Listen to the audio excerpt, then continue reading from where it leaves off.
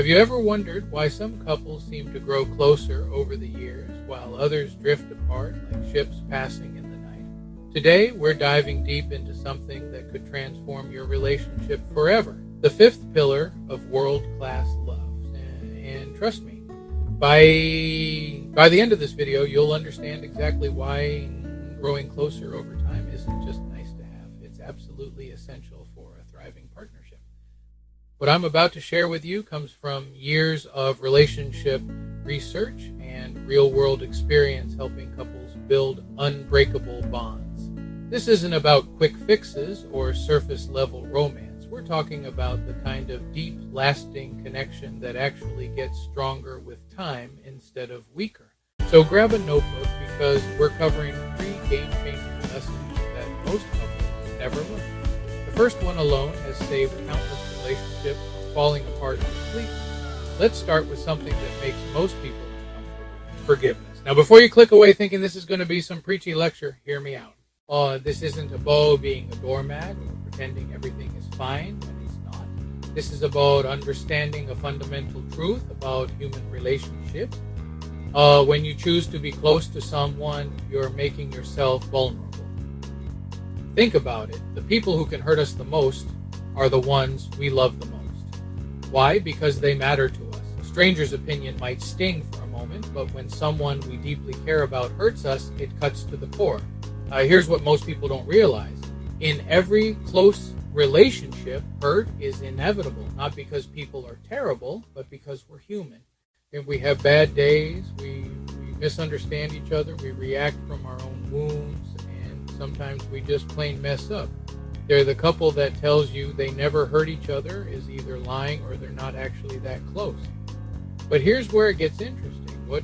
What separates couples who grow closer from those who grow apart isn't whether they hurt each other, it's what they do with that hurt. Some couples let these wounds fester like untreated infections. Every little slight gets added to an internal scorecard. Every disappointment becomes evidence that their partner doesn't really care.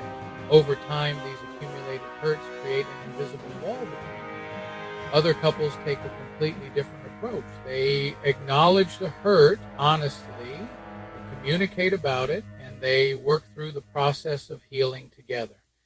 This isn't about forgetting or pretending the hurt didn't happen. Real forgiveness is much more powerful than that. It's about choosing to release the grip that hurt has on your heart so it can't poison your future. Think of forgiveness as emotional housekeeping.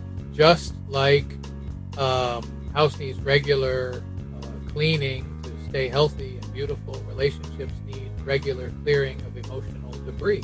And when you forgive, you're not doing your partner a favor. You're freeing yourself from carrying around resentment that weighs you down and blocks intimacy.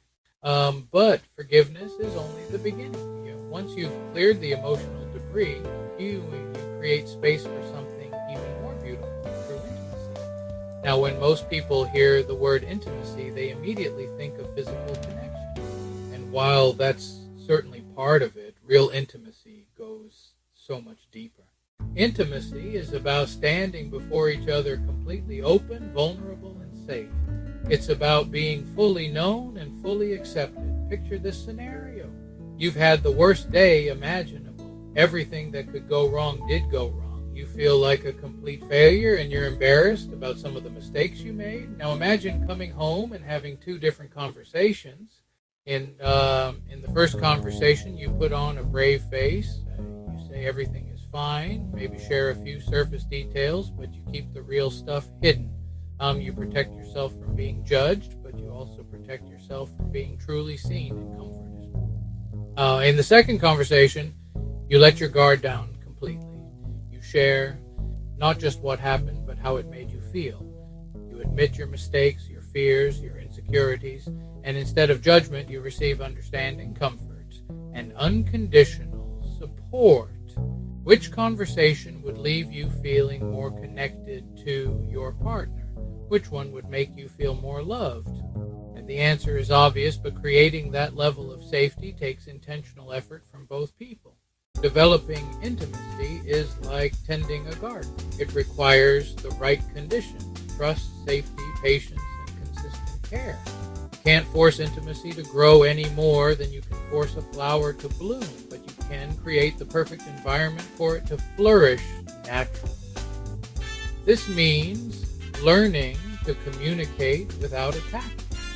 It means listening not just to respond, but to truly understand. It means creating regular time and space for deeper conversations beyond just logistics and daily tasks. It means being curious about your partner's inner world instead of assuming you already know everything about them.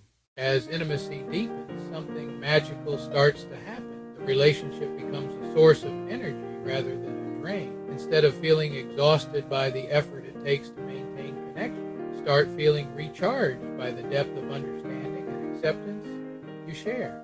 This brings us to our third lesson, and this one might be the most fun of all. When you've mastered forgiveness and developed real intimacy, you unlock the ability to create incredible shared experiences together. This is where we explore the art of planning your perfect day together. And now, I'm not talking about expensive vacations or elaborate date nights that require months of planning. I'm talking about using your deep knowledge and understanding of each other to create a day that celebrates exactly who you are as a couple. Here's what makes this so powerful. Most couples plan activities based on what they think they should enjoy or what looks good on social media. But when you truly know and understand each other, you can design experiences that speak directly to your souls. Maybe your perfect day involves hours of deep conversation over coffee, followed by a quiet walk in nature. Maybe it's cooking an elaborate meal together while dancing to your favorite music. Maybe it's working on a creative project side by side, or exploring a new part of the city like tourists in your town. The magic is in the activities themselves. I'll even plan a day around celebrating who you are together, and it's a powerful reminder of why you chose each other in the first place. But here's the deeper truth. Planning perfect days together isn't just about having fun. It's about actively investing in your connection. It's about saying to each other, you matter enough to me that I want to create beautiful memories with you. It's about prioritizing your relationship in a world that constantly demands your attention elsewhere. These perfect days become reference points in your relationship.